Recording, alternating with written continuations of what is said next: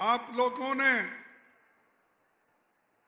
बहुत मजबूती के साथ तेलंगाना में काम किया और आज कांग्रेस की गवर्नमेंट तेलंगाना में आई है। उसका सब श्रेय, सब क्रेडिट हमारे पूरे कांग्रेस के कार्यकर्ताओं को जाता है। इसीलिए मैं आपका सब शुक्रगुजार हूं। भाइयों, ये आसान नहीं। किसी एक एस्टैब्लिश्ड गवर्नमेंट जिनके पास खूब पैसा था और हर तरीके से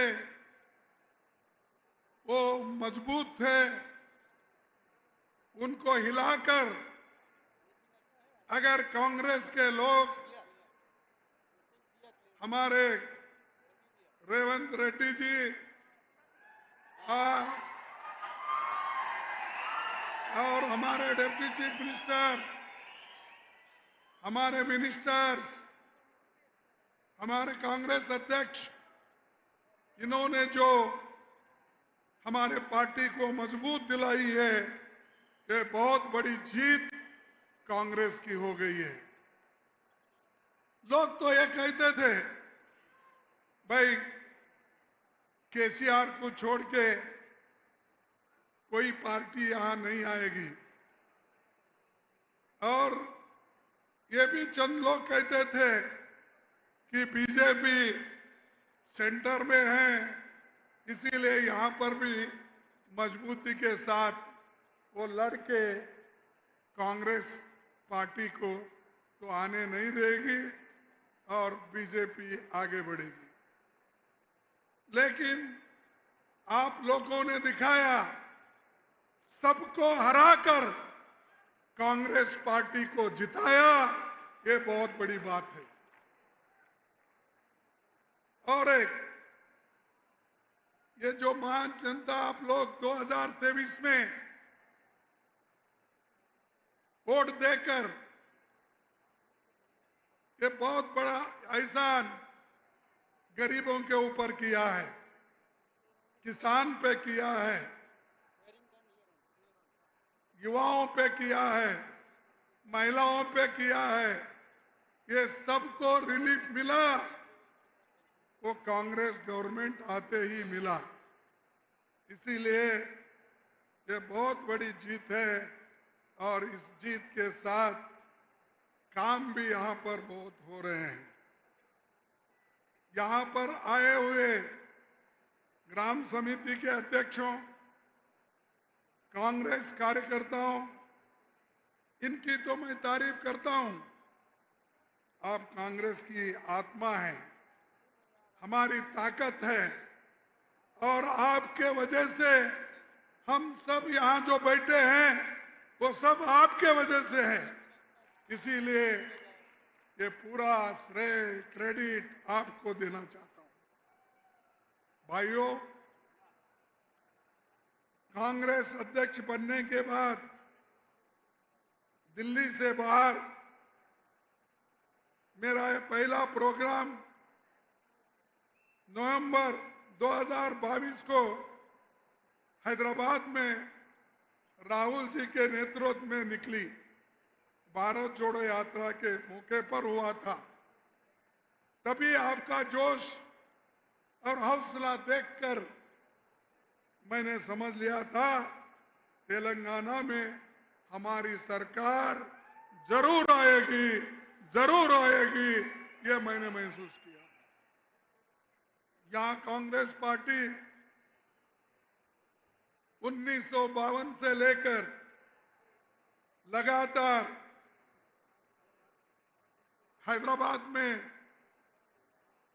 कांग्रेस पार्टी बहुत पब्लिक इंस्टीट्यूशन बनाई। कम से कम सेंट्रल गवर्नमेंट के 50 इंस्टीट्यूशन यहां पर है, वो किसी मोदी ने नहीं बनाया, BHEL हो, BEL हो, बड़े बड़े जो कारखाने यहां पर है, फार्मास्यूटिक है, ये सब किसने बनाया? ये सब कांग्रेस की देन है। मोदी जी ने क्या दिया? मोदी जी बोले मैं 15-15 लाख दूंगा, दिया 15 लाख। उन्होंने बोला मैं 2-2 करोड़ नौकरी हर साल दूंगा, दिया उन्होंने। किसानों को बोला कि मैं दाम दुप्पट MSP दूंगा, दिया उसने। तो मोदी जी सच बोलते हैं क्या झूठ बोलते हैं? आप बोलिए, क्या बोलते हैं? मोदी जी झूठ बोलते ना। और उनके दोस्त बोलो, उनके चेले बोलो, शाह साहब, शाह साहब वो बोलते हैं ये तो इलेक्शन में बोले सो जुमले हैं। अरे लोगों को कितना बेवकूफ बनाएंगे आप? लोगों को आप झूठ बोलते हो, झूठ बोलकर पावर में आते हो। तो इसलिए आपको जो हुआ वो हुआ, कम से कम आगे होशियार रहो। तुम होशियार है, लेकिन इसको कायम रखो और कांग्रेस पार्टी को और मजबूत बनाने की कोशिश करो। भाइयों, तेलंगाना में शिक्षा, स्वास्थ्य, रोजगार हर क्षेत्र में काम कर रहा है। हमने महिलाओं को मुफ्त बस सेवा दी। महिलाओं को मुफ्त सेवा मिला है क्या? नहीं, बस दे रहे ही नहीं। ये किनकी देन है? अरे किसने दिया? कांग्रेस ने दिया। फ्री बिजली किसने दिया? भोजन का अधिकार किसने दिया? और जो PDS के माध्यम से अच्छा चावल जो हमारे रेवंत रेड्डी जी और उनकी कैबिनेट दे रही है, अच्छा चावल जो दे रही है, गरीब पेट भर के खा रहे हैं, कहीं बेच रही नहीं। पहले यहां की सरकार बाजार में बेचने की चावल लाती थी। अब कांग्रेस की सरकार, रेवंत रेड्डी की सरकार खाने का चावल दे रहा है। लोग अब खा रहे हैं, बेच रहे नहीं। तो ये हमारा एक बहुत बड़ा हमारा एक साधन है। दूसरी चीज, जो रैत भरोसा कार्यक्रम किसानों को मदद करने के लिए 15 एकड़ तक कम से कम 70 लाख किसानों के खाते में 8,265 करोड़ रुपए गए। इतना मिला कि नहीं मिला? नहीं मिला, क्योंकि इधर से आवाज नहीं आया। अरे इतना पैसा लिए, 8,265 करोड़। कल कोई बोल रहे थे 9,000 करोड़। इतना पैसा कांग्रेस पार्टी दी, चंद दिनों में दी। और हमको पूछते हैं कांग्रेस वालों ने क्या किया? अरे भाई, हमने तो यही किया, गरीबों को खाना दिया, स्कूल का दिया, और जो कुछ हमने कहा वो करके दिखाया। तुम जो बाकी के लोग झूठ बोल बोल कर वोट लेते थे, हम लोग काम करके वोट ले रहे हैं, मेहनत करके आपको पूछ रहे हैं। तो इसीलिए कांग्रेस जो बोलती है वो काम करती है। उसी के साथ तेलंगाना में अब 4.5 लाख ये जो गिग वर्कर है, गरीब लोग हैं, सड़क पे सामान बेचते हैं, उन लोगों के लिए भी कानून ला रहे हैं। और वो कानून तैयार हो गया। तैयार होकर हर गरीब को, हर रोड पे बेचने वाले को, हर जगह काम करने वाले को या लेबर का काम करने, उन सबको कुछ ना कुछ कांग्रेस पार्टी चंद दिनों में देने वाली है, ये मैं आपको कहता हूं।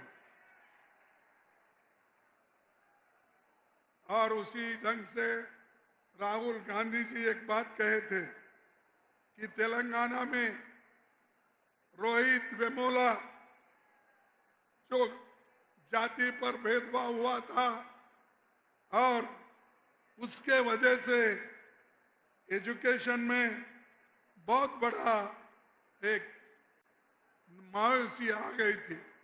इसीलिए राहुल गांधी जी ने ये कहा कि हमारी गवर्नमेंट तेलंगाना में है, कर्नाटक में है, कहां पर भी हमारी गवर्नमेंट है, वहां पर रोहित वेमुला के एक नाम से कानून बनाकर हमारे युवाओं को हम मदद करेंगे। यह है गरीबों की काम करने, गरीबों के बारे में सोचने की। और दूसरा,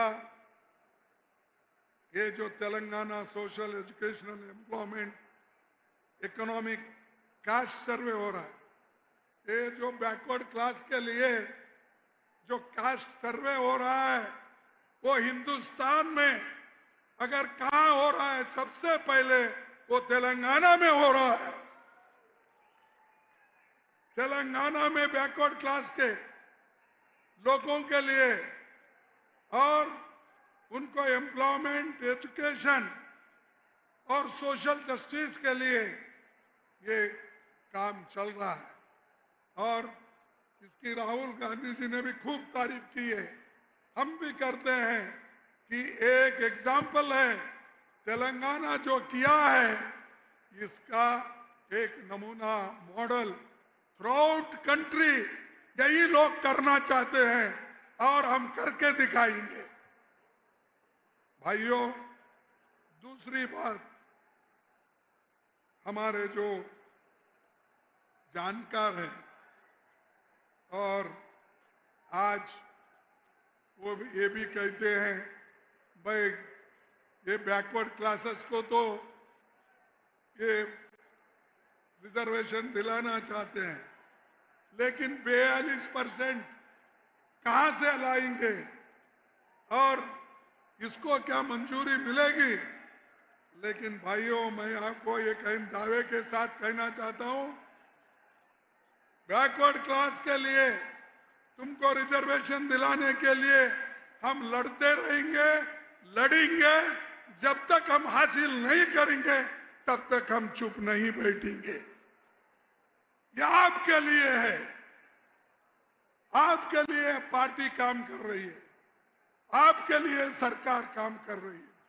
इसीलिए आप हमारा साथ दो, मजबूती दो, सरकार को मजबूत करो, कांग्रेस पार्टी को मजबूत करो, तभी हमको सब कुछ मिलेगा।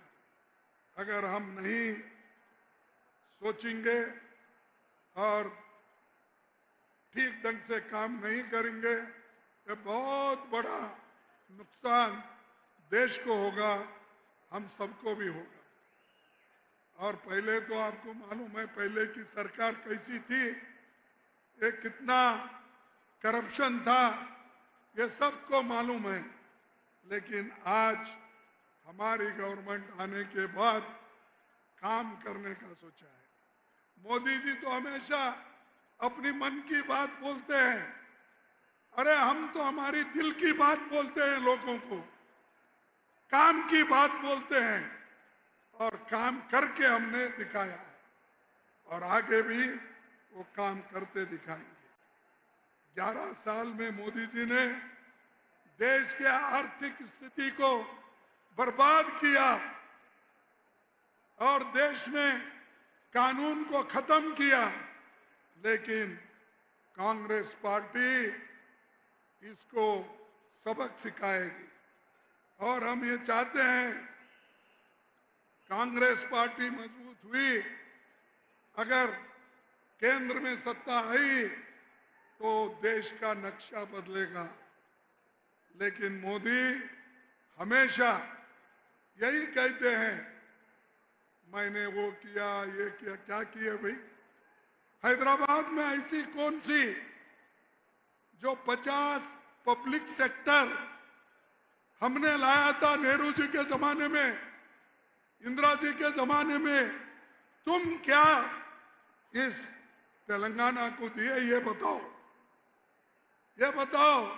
तेलंगाना के लिए इंदिरा गांधी जी लड़के आपका साथ दी और आपको साथ देने के वजह से आज तेलंगाना है।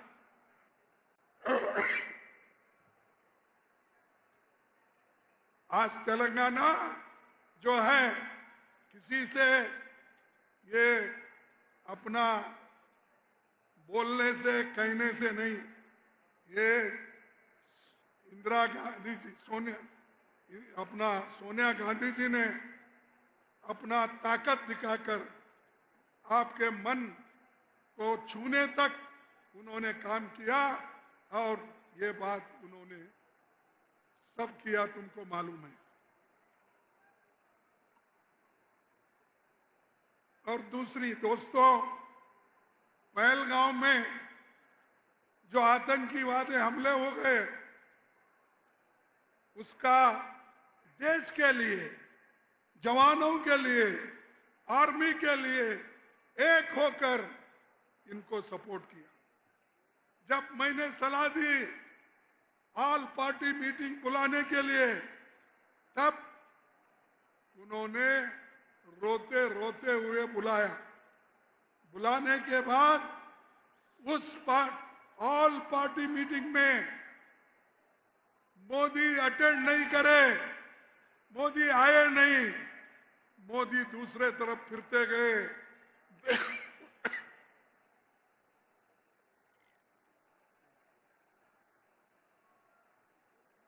बिहार के इलेक्शन में प्रचार करते गए, लेकिन एक दिन भी इसके बारे में सोचने के लिए ऑल पार्टी मीटिंग में नहीं आए। ये उनकी देशभक्ति है, ये इनकी सोच है। यहां तक ही नहीं, अरे भाई, इस दुनिया में अब तक उन्होंने 42 राष्ट्रों में गए हैं। 42 countries he has visited, but he did not visit Manipur, where people are dying, crying, rapes are taking place. But Modi is keeping quiet. चुप बैठे हैं, कुछ बात नहीं करते। इसलिए सॉरी, मुझे हैरानी होती है कि मोदी जी चुप क्यों बैठे मणिपुर के बारे में। और मणिपुर एक ऐसा मुल्क है जो हमारे देश के इंपॉर्टेंट हिस्से में है। हमारे राहुल गांधी जी गए, हम भी गए थे, लेकिन मोदी उधर झांक के भी नहीं देखे। बड़े बड़े बात करते हैं, क्या वो हमारे नागरिक नहीं है? क्या वो लोग हमारे नहीं है? लेकिन उधर नजरअंदाज करके इन्हों जाके हर राष्ट्र में, हर राष्ट्रपति के साथ, हर प्रधानमंत्री के साथ सब गले लगा लेते फिरते हैं। अरे अपने लोगों को पहले मिलो, उनके दुख दर्द को सुनो। वो सब छोड़कर इन्होंने देश के लोगों को रास्ते पे छोड़ा और हर दुनिया में अपनी बात बोलते थे। और हमको ये भी कहा उन्होंने कि हर पार्टी के लोग दुनिया भर फिर के ये प्रचार करना चाहिए कि जो पहलगाम में हुआ टेररिस्ट का, उसके लिए आप प्रचार करो, उन्होंने कहा। हमारे लोग गए, सारे अपोजिशन के लोग गए, देश के तरफ से बात रखी, आर्मी के तरफ से बात रखी, लेकिन मोदी जी कभी बुला के अपोजिशन पार्टी लोगों को बुला के बात नहीं किए, क्योंकि उनको डर है। और मैं और एक बात आपको बताता हूं, इन्होंने बड़ा बड़ा बात किया, अरे हम पाकिस्तान को ऐसा करेंगे। करो भाई, नको कौन बोले? हमने तो उसको करने के लिए मदद किया, लेकिन आप बीच में क्यों छोड़े? ट्रंप बोलता है पाकिस्तान और हिंदुस्तान का युद्ध मैंने खत्म किया, मैंने शांत करवाया। तो मोदी साहब, आपका मुंह क्यों बंद है? बोलो, ट्रंप की जरूरत नहीं, हिंदुस्तान में हम मजबूत हैं और हम लड़ने के लिए तैयार हैं। जैसा कि इंदिरा गांधी जी ने पाकिस्तान के 2 टुकड़े करके बांग्लादेश और पाकिस्तान बने। तुम वो करना था। भाषण में तो बोलते हैं हम पीओ के लेकर रखेंगे फलाना, अरे लेना था, अब तो चांस था ना। आप ही बोल रहे हो डर गया पाकिस्तान, आप ही बोल रहे हैं कि हम बहुत कुछ कर सकते, क्यों नहीं किया भाई? हमारा यह मुद्दा है, देश के लोगों को गुमराह मत करो। देश के लिए हम लड़ने को तैयार है, जान देने को तैयार है।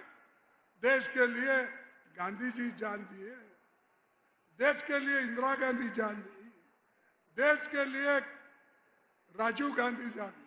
तुम्हारे घर में, तुम्हारे पास कोई एक आधा आदमी तो मरा है आरएसएस में, बीजेपी में मरा है, आरएसएस बीजेपी में ना। ये लोग आजादी के वक्त काम नहीं करे, अब काम नहीं करे, हमेशा माफी मांगना यही उनका काम है।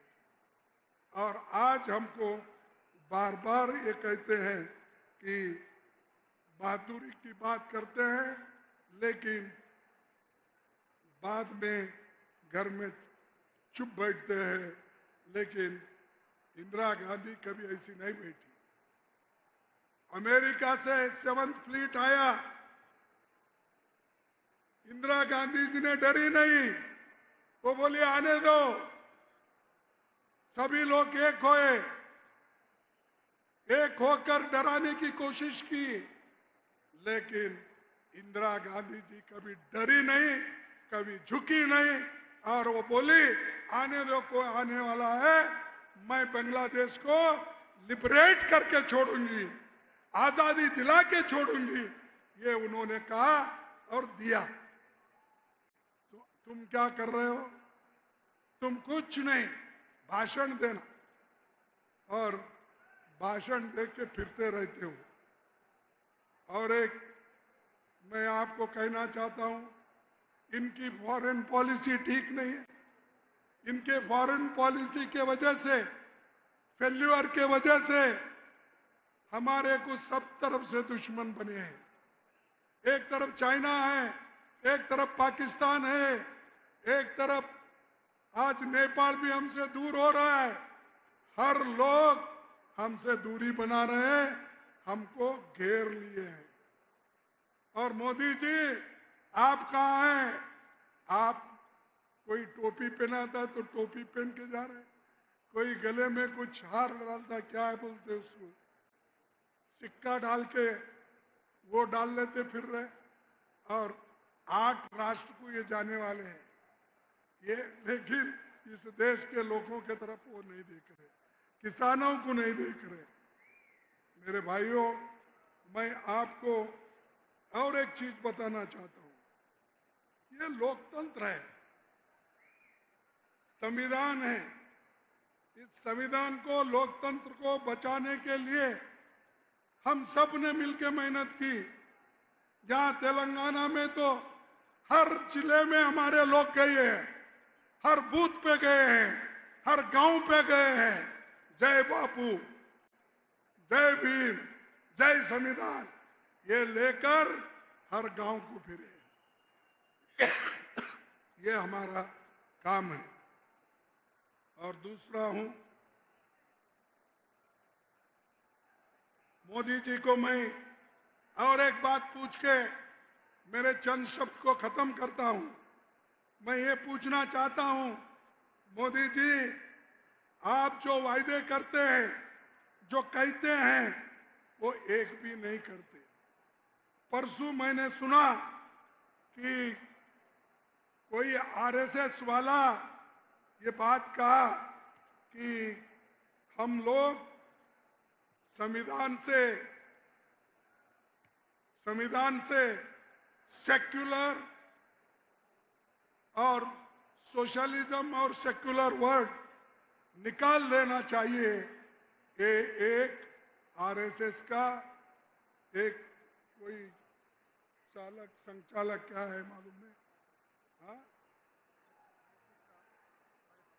अरे जोर से बोलो, बात नहीं।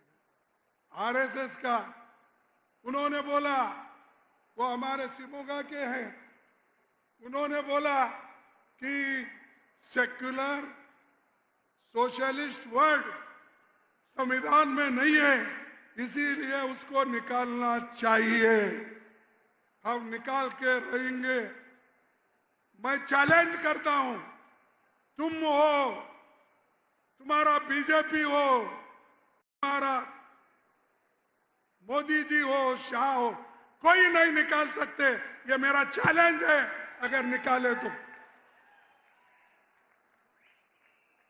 आपकी हिम्मत है निकालने की, बात करने की है। और आपके सामने एक बात लाता हूं, ये मजे की बात है। ये मेरे हाथ में कागज है। सुनो भाइयों, जितने भी इंटेलेक्चुअल्स हैं, जितने भी मीडिया के लोग हैं, दूसरे दोस्त हैं, उनको मैं ये उनका कॉन्स्टिट्यूशन के 4 शब्द पढ़ के दिखाता हूं।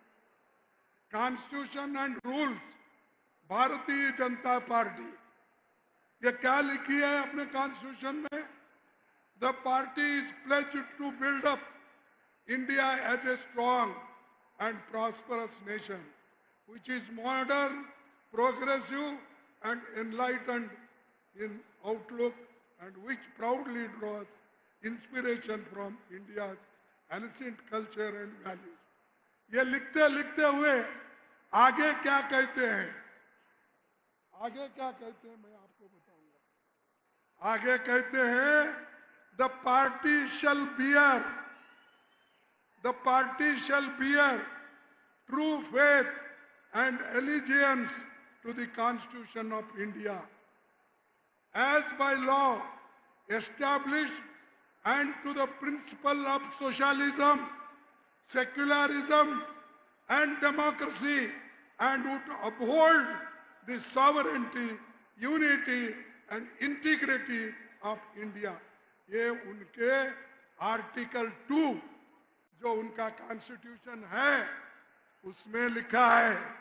अरे अगर आपको सोशलिज्म सेकुलरिज्म से नफरत है तो आपके कॉन्स्टिट्यूशन में क्यों लिखे? आपके रूल्स में क्यों लिखे? ये सब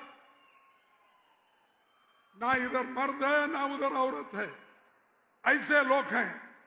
अरे अपने ही कॉन्स्टिट्यूशन में लिखा है, अपने ही कॉन्स्टिट्यूशन में कहा है, अब ये कह रहे हैं कि हम सोशलिज्म और सेक्युलरिज्म को निकाल देंगे। आप क्या, आपके कोई उस्ताद आए, आपका कोई भी आदमी आए, ये निकाल नहीं सकता, हम निकालने नहीं देंगे, ये हमारा दावा है। तो इसीलिए मैं ज्यादा वक्त आपका नहीं लेता कि बहुत से चीजें हमने किए हैं और बहुत चीजें बताने वाले हैं। मैं यही कहूंगा, आप एक हो जाओ, और एक अगर हमारे युवा हो गए, किसान भाई हो गए, तो मोदी जी, शाह जी दिल्ली से भागेंगे, दिल्ली छोड़ देंगे और दिल्ली पे तेलंगाना में आज जो राज्य बना है वैसा ही कांग्रेस की राज दिल्ली में कांग्रेस का बनेगा। इतना कहते हुए इसके लिए राहुल जी लड़ रहे हैं, हम भी लड़ रहे हैं, आप भी लड़ रहे हैं। आप तमाम का आशीर्वाद है। आपके आशीर्वाद के साथ हम आगे बढ़ेंगे और देश को बचाएंगे। देश को बचाने के लिए ही हम सब लोग एक हो गए हैं। तो इतना कहते हुए मैं आप सभी को धन्यवाद देता हूं, सबका शुक्रिया करता हूं और आप सबको आगे बढ़ने का ताकत भी मिले ये कहता हूं। मैं 2 स्लोगन लगाता हूं, आप जोर से बोलना। जय हिंद। कोई खाए पीछे के लोग क्यों डर रहे? अरे भाई वहां मोदी आया नहीं, क्यों डर रहे आप? जय हिंद। जय हिंद। जय कांग्रेस। जय कांग्रेस। जय कांग्रेस। जय हिंद। आप तमाम को जय तेलंगाना।